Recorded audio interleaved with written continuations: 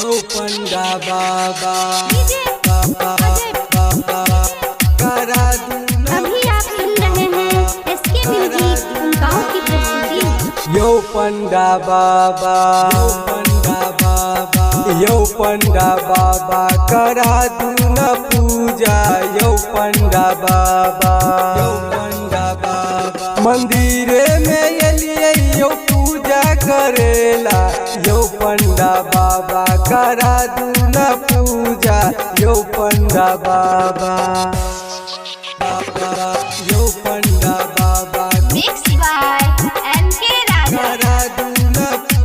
करा दूना पूजा। यो पंडा बाबा नारियल चुनरी सामग्री हम लेला। धूप अगरबत्ती दक्षिणा हम लेला।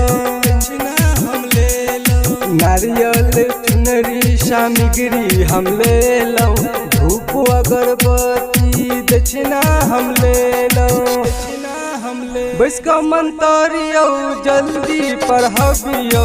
यो पंडा बाबा करा दूना पूजा।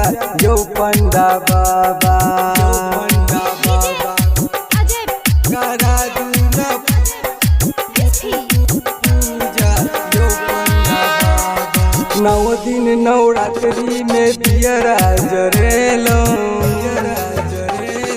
माई के आस कहियो नहीं छोड़ला। 9 दिन नवरात्रि में दियरा जरेलो। माई के आस कहियो नहीं छोड़लो। माई के पूजा यो अही करा दू। यो पंडा बाबा करा दूना पूजा। यो पंडा बाबा करा दूना पूजा। यो पंडा बाबा करा दूना पूजा। यो पंडा बाबा लागल छै कतेक यो देखै छी दुनू गोटे एलिए यो माई के मंदिर। लागल छै कतेक यो देखै छी भीड़। दुनू कोई एलिए यो माई के मंदिर। नरेश निराला अहाँ के विनती यो करे।